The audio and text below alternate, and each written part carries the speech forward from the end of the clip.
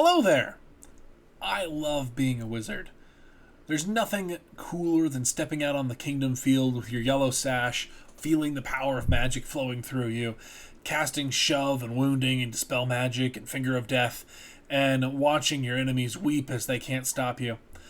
But what if you're not yet a powerful wizard? What if you're just starting out on your wizarding journey and you're looking for some ways to be effective while you're not quite there yet? Well, let's talk about that.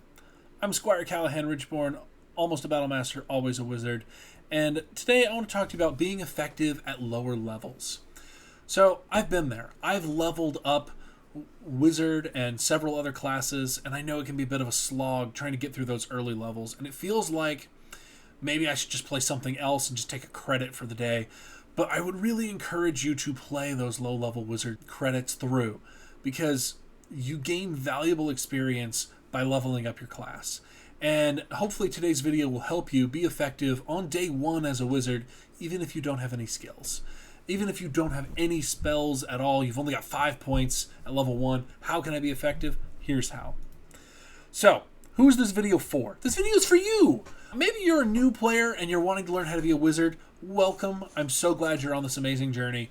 Maybe you're an established player looking to change it up. You want to go to a new class and learn a new trade. Maybe you're an old-timer wizard and you're coming back from V7 and you want to learn how to play some V8 by starting at a lower level. This video is for anybody that wants to understand what a low-level wizard can do to be effective on their local park battlefield and maybe even a kingdom battlefield. So, level 1. Level 1 is oftentimes referred to as like a bummer or a rough spot to be in because you just don't have very many options. You only have 5 spell points and you've got a big list here that you got to pick from, right? You got Banish, Short Sword, Experience, Force Barrier, Force Bolt, Heat Weapon, Mend, and Shove. And I just want to start out by telling you right now, it looks like you might have 8 options, but really you only have 7 because Force Barrier is bad. Don't use it. Here's why Force Barrier is just the worst spell on the wizard list. It should be removed from the game because it's so heinously terrible. You are frozen for 30 seconds or 10 seconds. It doesn't matter how long you're frozen for. It depends on your game timers. But if you are frozen and you can't get out of it willingly, it is bad. You cannot interact with anything. I don't care how many Force Barriers you give me. If you give me 43 Force Barriers for 1 spell point, I'm still not going to take it because it's such a bad spell. It's a trap. It locks you into your current position, 0 interactability, and the other team is going to be able to mess with you if they're pushing forward. If you're trying to get out of a bad situation, it's just going to prolong the bad situation. Shove, alternatively, is the best spell ever. I love Shove. Shove is my bread and butter. Even at Kingdom, even at 6th level, I still buy Shove. Oftentimes I'm buying multiple Shoves, and I'm taking them onto the battlefield because why wouldn't you? It's naturally rechargeable. Recharge times 3. And in the current age, we have recharge to full. So if you buy 4 Shoves, recharge times 12, you've got 4 Shoves back. Amazing. Chef's kiss. It's sorcery school. It hits everybody. No one is immune to Shove.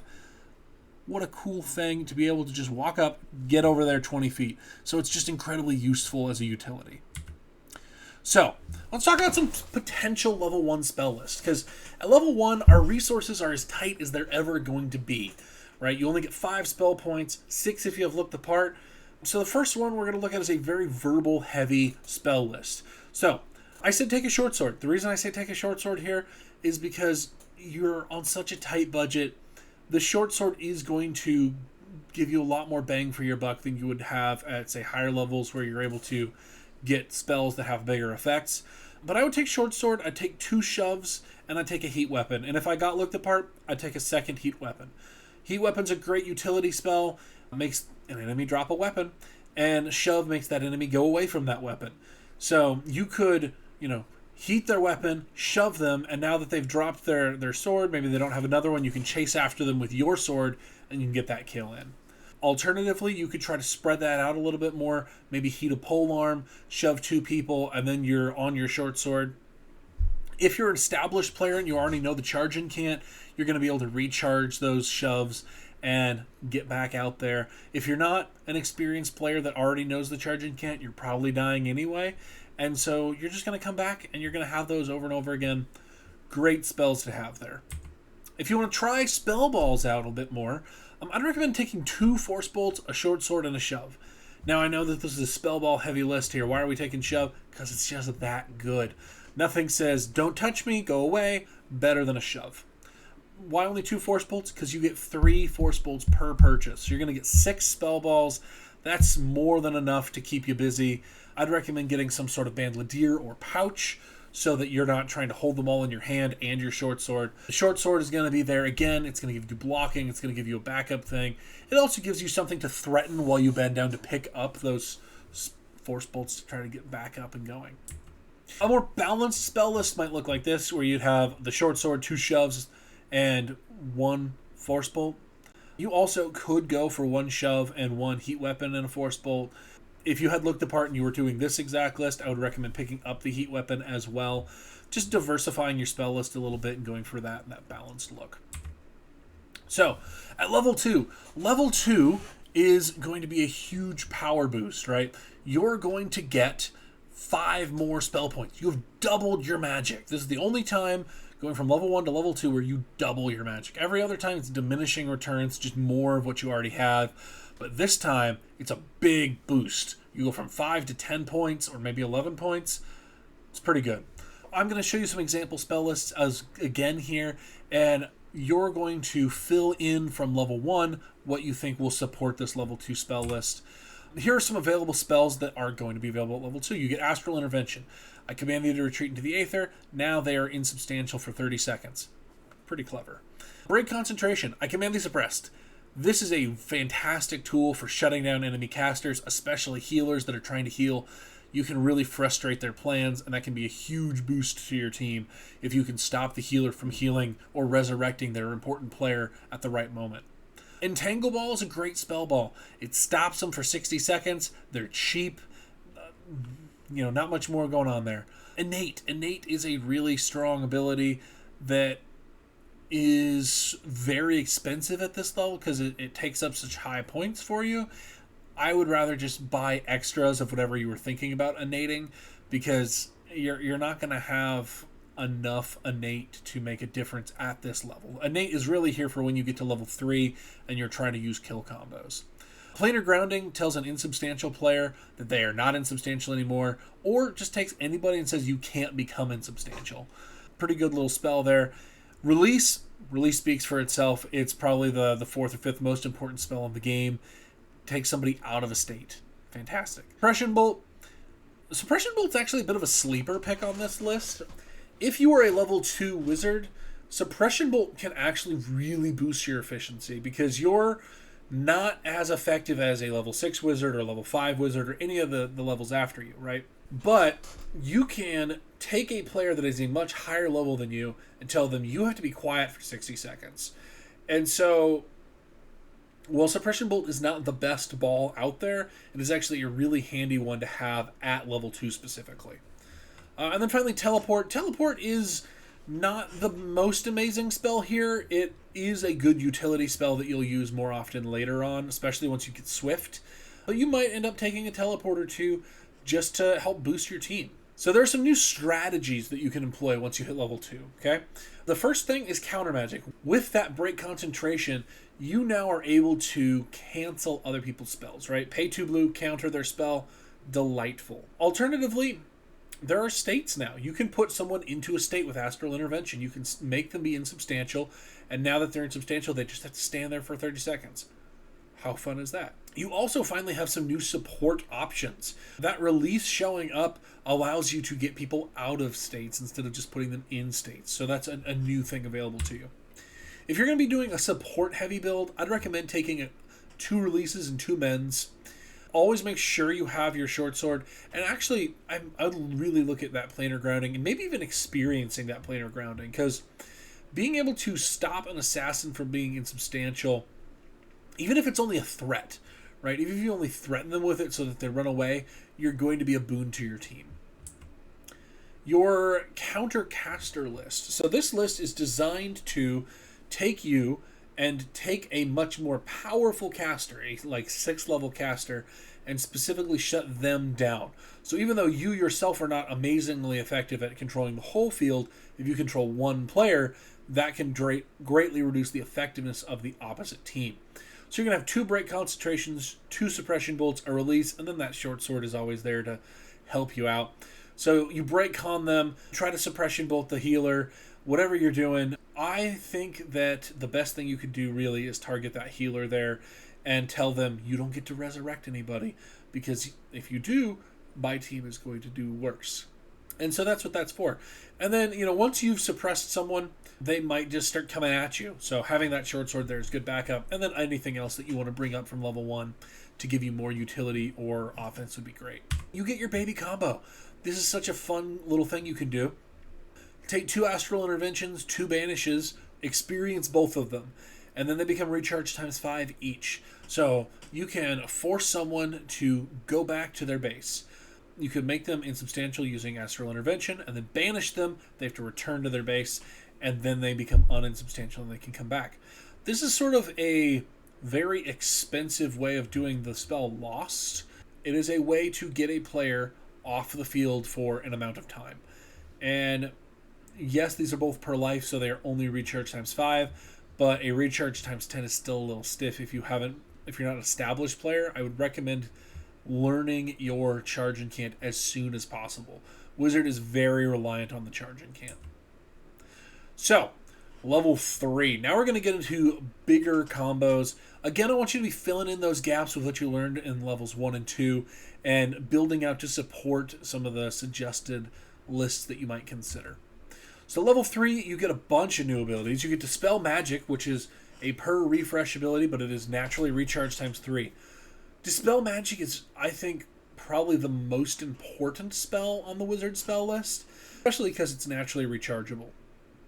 You're going to find that you are expected to be able to dispel people. If there is somebody with a problematic enchantment that needs to get gotten, someone is going to find the wizard and say, dispel that player, and you need to be able to dispel them. Drag Below is fantastic. It combos with Lightning Bolt, and it combos with Entangle. It takes a stock player, kills them dead. So you get that as your first proper kill combo that actually will kill an enemy player. You get Hold Person, which also combos with Drag Below. You get Ice Ball, that hard crowd control there. Ravage, Shatter Weapon, and Throw are all spells that are seen less frequently, but you might end up taking on one of these lists just to try it out, see how it works for you, and see if you can't combo off of somebody else with that. So, the big new strategies available to you at level 3, you have kill combos now. Now, you only have the one kill combo. You have Drag Below and any of the 3 ways of stopping a player, but that's pretty good already. You have better spell balls than you had previously. Lightning Bolt and Ice Ball are both really strong. Lightning Bolt will wound and stop for 60 seconds. Ice Ball makes someone frozen for 60 seconds. These 2 spell balls by themselves are phenomenal, and they really bring a lot more lethality to the wizard class that is missing before this. If you Lightning Bolt someone and then follow up with 3 Force Bolts, you might break their sword, and then you can just walk up and kill them with your short sword. Delightful, right? And then finally, Dispel Magic is in and of itself a strategy, because figuring out who to dispel, when to dispel them, and being aware of battlefield enchantments, Dispel is very strong. Hey, look, here's Dispel Magic. We were just talking about it. Why is Dispel so important? Well, it hits everybody, right? It's sorcery. Even monks who are immune to magic at range greater than touch are vulnerable to Dispel Magic. Anybody can be targeted with it, and all it does is remove all their enchantments, right? But that can be a huge thing. If they're wearing magic armor, not anymore. If they're getting some sort of durability enchantment like Gift of Air or survivability from something like Phoenix Tears, it takes them out. It's naturally rechargeable. You get it, recharge times 3. Perfect. There's no reason not to keep it charged and ready to go, because it removes those problematic enchantments so quickly and easily. So, as a level 3 caster, if you're building yourself your very first kill combo list, here's what I would do with that. I'd grab 2 Lightning Bolts. I'd have a Drag Below experienced. I'd grab 2 of those per refresh. I'd grab 2 Hold Persons. That gives you 4 ways to stop someone right out of the gate. If you really want to go overboard, you could use some of your level 2 magic to grab an entangle ball, and that gives you a great diversity, because then you have flame, command, and some dual school ways of stopping a player and then dragging them below. And so you can hit the anti-paladin with the entangle, and you can hit the barbarian with the lightning bolts, and you can hit the warrior with the whole person, and drag all three of them, 1, 2, 3. Now you're down 3 fighters on the enemy team. Taking innate on this list is probably an important aspect, because you're trying to get more of your per refresh spells and hopefully get more action out of them. You're not going to be casting drag below left and right like you're on a kingdom field where you can get restorations to get your steel lives back, or get Song of Power easily to recharge. So recharge times 10 is a steep price. You really have to have practiced your charge incants to know what you're doing with that. I call this list stop, drop, and roll, because what you're going to do is you're going to stop them, you're going to make them drop their weapon, and then you're going to use shove to make them go away from their weapon. Right, so you're going to grab 2 lightning bolts, 2 hold persons. You'll experience the hold person, and you'll experience the heat weapon. So the entire idea is force that player to stop moving. Stop moving your feet. Okay? I have hit you with the lightning bolt or the hold person. Maybe I hit your shield. Maybe I hit your sword and your sword's broken. But whatever you're doing now, I'm going to make you drop your sword with the heat weapon, and then I'm going to shove you off of your sword. So you don't have that sword anymore. And I can do that as many times as you have weapons, because I have hold person is rechargeable, lightning bolt I can pick back up, and if I use the shove to shove you off of your sword, I can pick up my lightning bolt, right? And so you're just going to keep moving them around until they're out of equipment, and you're going to walk up with your short sword, kill them dead. Fantastic work. So, this is the end of my wizarding series. I'm kind of sad to see it go, but I'm really excited. I'm going to do a couple of in-between videos, and then I think the next series that we're going to jump into is a starting over, beginning how to start Amtgard from no experience at all. And I think that'll be really rewarding for a lot of our newer players out there.